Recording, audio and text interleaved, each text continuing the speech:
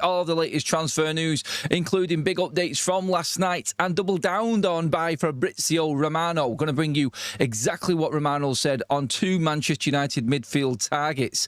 Whether you like Camavinga, whether you like Koné, there is also news of a bid going in for a Premier League player. I'll talk about where that's come from and who that is.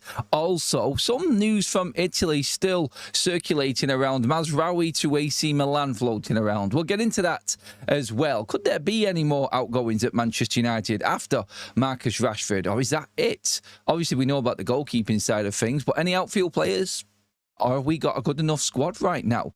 So Romano being very, very clever. I mentioned this last night. Romano mentioning things because he has missed out on a couple of Manchester United big announcements in likes of Santos and Tielemans recently. Not been first to any of Man United's transfers so far this summer. So Romano's positioning himself. Yesterday he talked about United obviously working behind the scenes, and similar transfers to Tielemans and Santos are going to happen at Manchester United. So we can then go back and say, I did tell you that this was going to happen. Kind of covering what he is doing and his reputation in the transfer know-how world, you could say. In Manu Kone, I broke the news last night from what Romano was saying on Manu Kone and the representation of the player being contacted by Manchester United. That was from Romano last night. He then since did another video on top of that, doubling down on Kone, but also adding a little bit more juice to everything that's going on right now with Manchester United and, of course, their midfielder hunt. This is what Romano had to say, first of all, before we get into your comments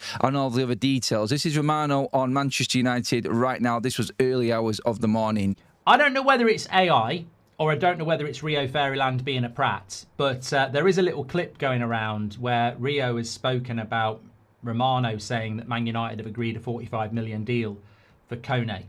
They haven't. It could be AI. It could be Rio being a prat. I mean, at the end of the day, either way, you just don't know, because this is the guy who sits there pretending he's got sources. This is the guy saying, I'm hearing it's Qatar. What I would say is anything that comes out of his mouth, you've just got to think about, get the contract. I'm hearing it's Qatar. Whether it's AI or not, it's not true. We haven't agreed a fee for Kone. We're not at that stage with Kone. So, we're, not happening. What I can tell you exclusively about Kone is what I've told you a couple of times already with a little bit of extra. Man United do like the player. There's a little bit of reluctance in the board because they prefer prospects, and Kone's 25. I can't say who that is on the board because it's unfair, but there is people who like Kone, and Omar Barada has a very good relationship with Kone's representatives. So we have held talks. I said that on Saturday that we'd held talks, and it's funny how David Ornstein and Romano have confirmed that yesterday. So, obviously that's good information.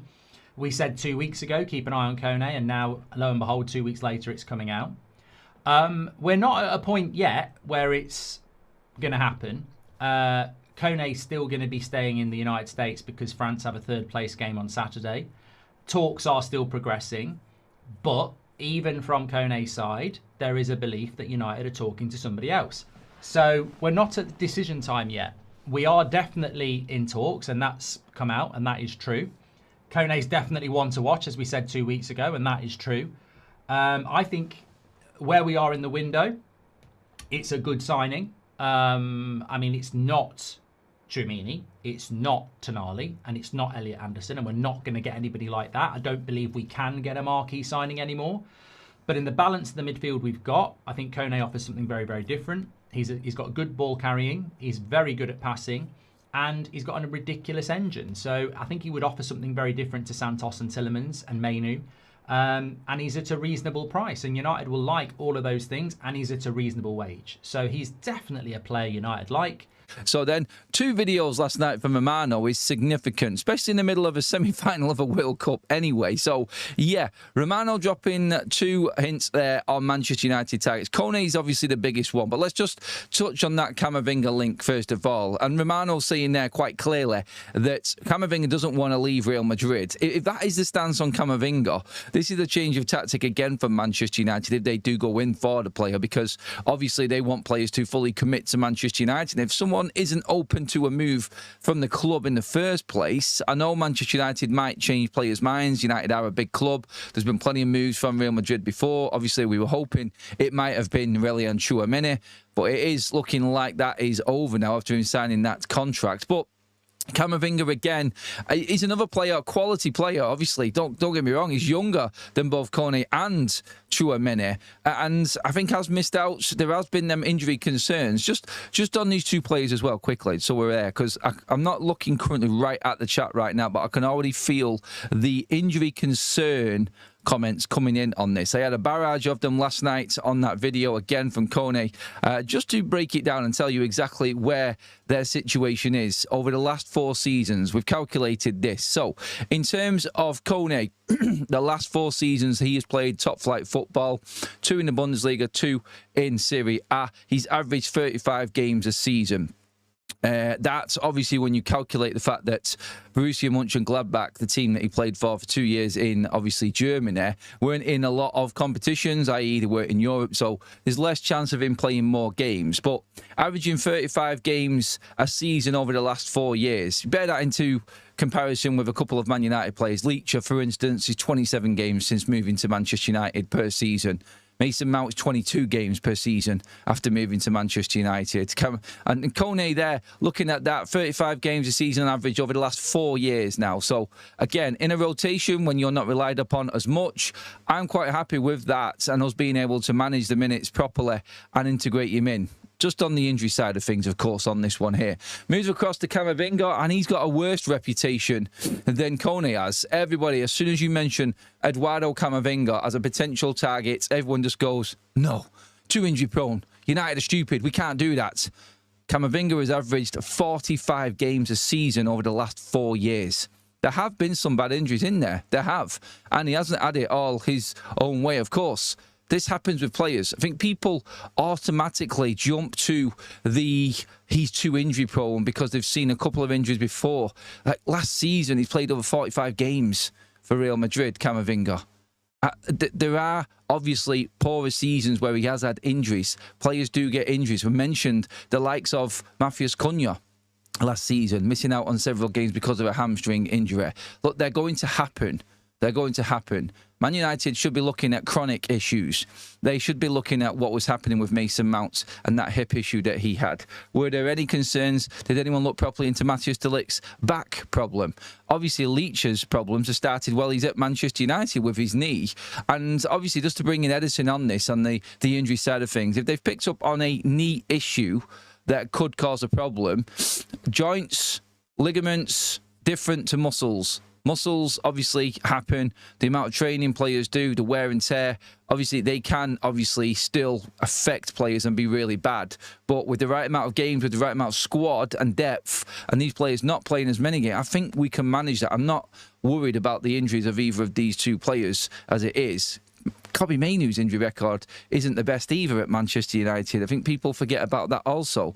But if you've got enough squad and you've got enough depth, then of course you're going to be able to manage this, and that's what you've got to look at. That's what you've got to be aware of. Say, for instance, someone had bought Manuel Ugarte before the World Cup had started, and then bang, in comes that injury, full season off. He's had a clean bill of health for his career, more or less, and now he's got the injury. Look, injuries are going to happen, and I'm not looking at an injury in particular putting me off a certain transfer. So Camavinga averaging 45 games over the last 4 years. Koné averaging 35 games. And like I said, bear in mind, that's Mönchengladbach not playing in a lot of competitions. That's Roma dropping out of their Italian Cup competitions early doors.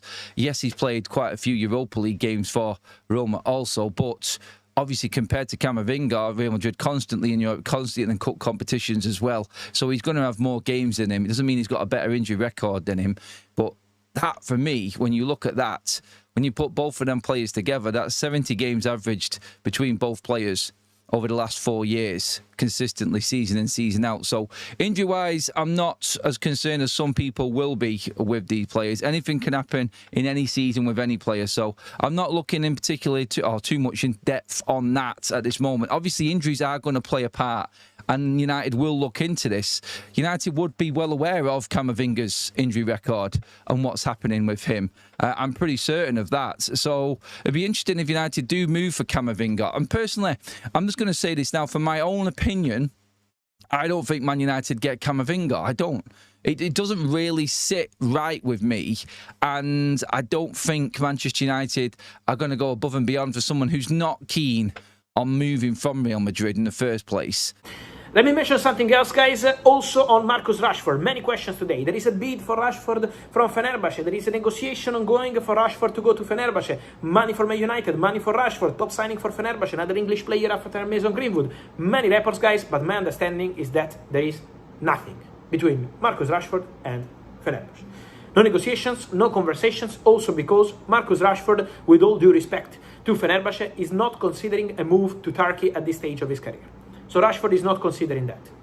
Rashford is obviously focused on the World Cup. After the World Cup, he will assess his situation at Manchester United. He will start the pre-season at Manchester United.